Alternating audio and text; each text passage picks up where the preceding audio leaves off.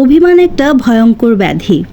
একবার কারো উপর অভিমান হলে সেটা প্রতি মুহূর্তেই বাড়তে থাকে। তার সাথে সাথে সৃষ্টি হতে থাকে সেই ব্যক্তির সাথে মনের দূরত্ব।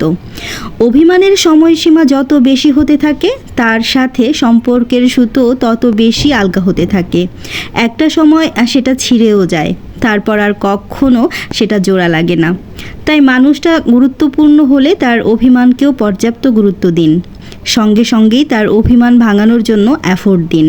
কাউকে হার্ট করে নিজের ইগো ধরে রাখা কিংবা এমনই কয়েকদিন পর ঠিক হয়ে যাবে ভেবেছেন বলে এমন ভাবনাটা নিয়ে বসে থাকলে একদিন দেখবেন আপনার আপনজন বলতে আর কেউ অবশিষ্ট থাকবে না।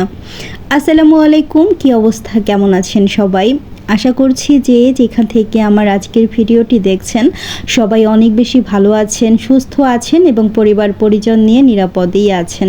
আলহামদুলিল্লাহ আমরাও আছি আল্লাহর ইচ্ছায়, আল্লাহর রহমতে।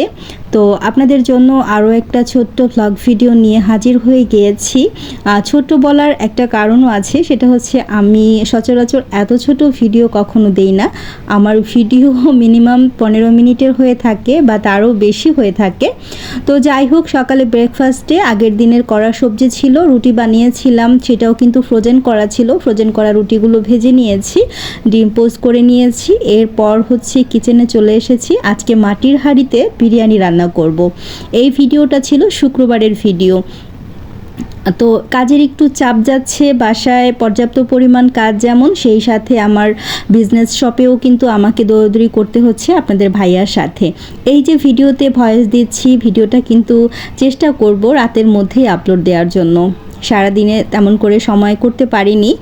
আর ভিডিওটা তো বললামই আপনাদেরকে, সেই শুক্রবারে করে রেখেছি। এটা যে এডিটিং করব, ভয়েস দেব, সেই সময়টাই করে উঠতে পারছিলাম না। 3-4 দিন যাবৎ বিজনেসের কাজে এত বেশি ব্যস্ততা যাচ্ছে, আর বিজনেসের জন্য নতুন কিছু প্রোডাক্টও রেডি করেছি। তো সেই কারণেই হচ্ছে একটু সময় যাচ্ছে। এই যে এখন প্রায় 8টা, 8:30 মতো বাজে। এই সময়টাতে আমি একটু জাস্ট বসে আপনাদের সাথে আমি ভয়েস ওভারটা দিচ্ছি। জানি না রাতে ভিডিওটা আপনাদের সাথে শেয়ার করতে পারবো কিনা, যদি সম্ভব হয় তাহলে শেয়ার করব। আর এখানে হচ্ছে মাটির হাঁড়িতে বিরিয়ানি রান্না করছি। এটা ডিটেলস রেসিপি আমি আমার কুকিং চ্যানেলে অলরেডি শেয়ার করে দিয়েছি, সেই কারণে এখানে ডিটেলসে আর কিছু বললাম না। তো ভিডিওর এই পর্যায়ে এসে আমি আপনাদের সাথে একটা দুঃসংবাদ বলবো।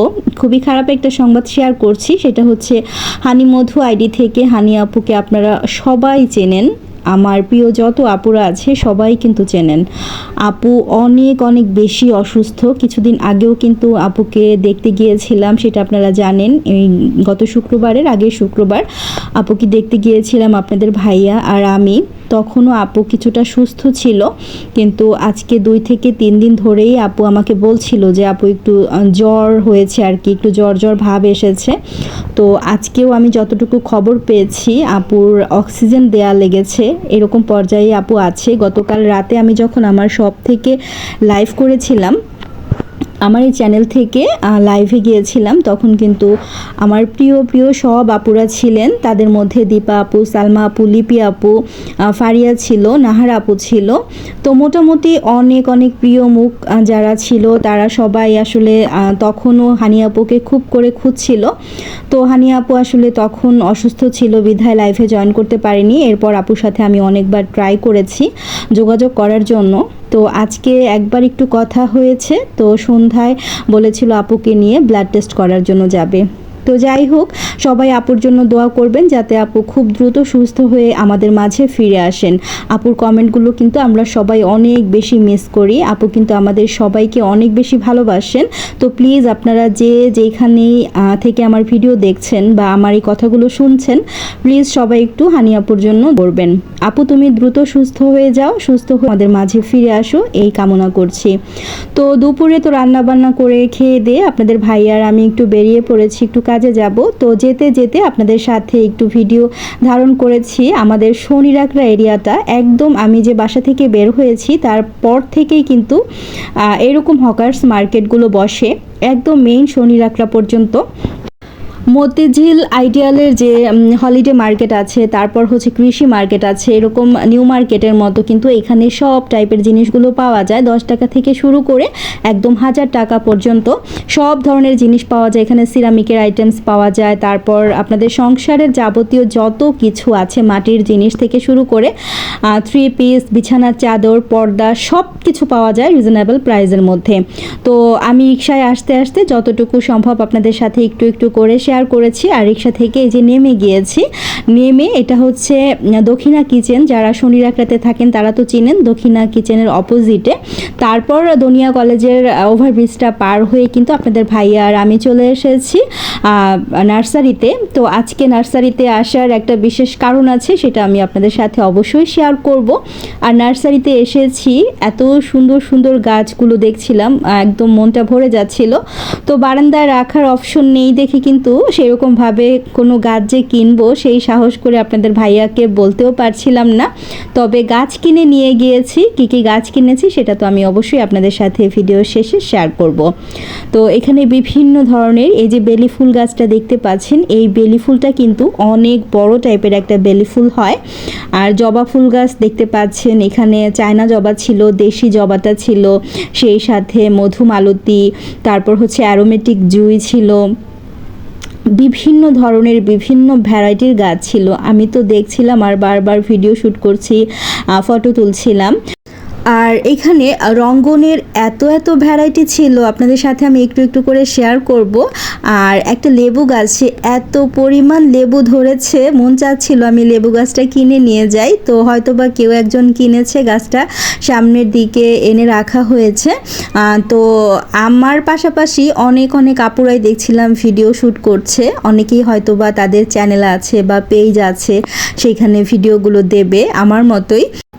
হতেও পারে এদের মাঝে হয়তো কাউকে আমি চিনি, আমার ভিডিও কেউ দেখে, কমেন্ট করে, আবার আমিও হয়তো তাদের ভিডিও দেখি, কমেন্ট করি। তবে সামনাসামনি দেখা হয়নি বলে হয়তো বা চেহারাটা চিনি না বলে হয়তো বা ওইভাবে করে কথা বলতে পারিনি। তো যাই হোক, দেখতেই পাচ্ছেন এখানে ছিল বাগান বিলাস। তারপর হচ্ছে আমি রঙ্গনটাই বিশেষ করে দেখাচ্ছিলাম, সাদা, গোলাপি, তারপর হচ্ছে কমলা রঙের, এত এত ভ্যারাইটি ছিল, খুব ভালো লাগছিল। তো নার্সারিতে অনেকটা সময় আপনাদের ভাইয়া আর আমি ঘুরেছি, ভিডিও শ্যুট করেছি, এরপর তো বাসায় চলে এসেছি।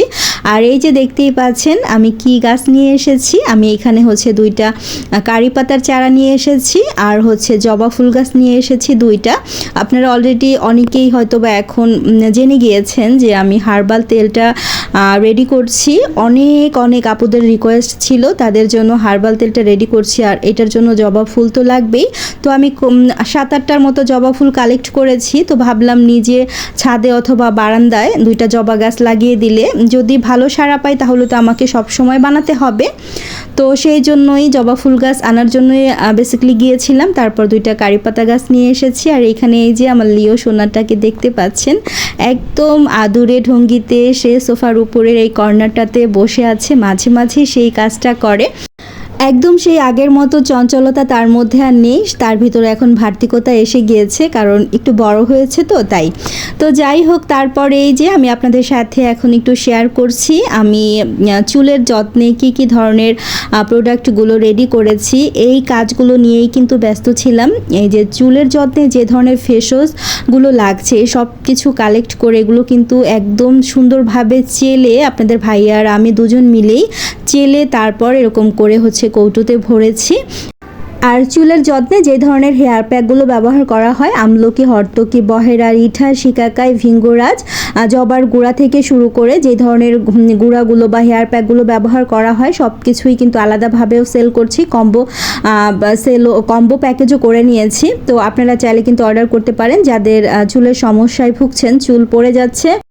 মোট কথা আপনারা চুলের যাবতীয় সমস্যার সমাধান নিয়ে এসেছি। আপনারা চাইলে কিন্তু আমার RM অর্গানিক প্রোডাক্ট পেজটা ভিজিট করতে পারেন, সেখানে গেলে কিন্তু ডিটেলসে জানতে পারবেন। আর এখানে হচ্ছে একটা কাস্টমারের কিছু প্রোডাক্ট ছিল, তো এগুলো কিন্তু রাতের মধ্যেই হচ্ছে একদম কার্টুন করে তারপর পরের দিন আর কি পাঠিয়ে দেব। তো এই ছিল মোটামুটি শুক্রবারে সারা দিনের একটা ভিডিও। আশা করছি আপনাদের কাছে ভালো লেগেছে। ভালো লাগলে ভিডিওতে ছোট্ট একটি লাইক দিবেন, কমেন্ট করে জানাবেন। আজকের মতো বিদায় নিচ্ছি, ভালো থাকবেন সবাই। আল্লাহ হাফেজ, আসসালামু আলাইকুম।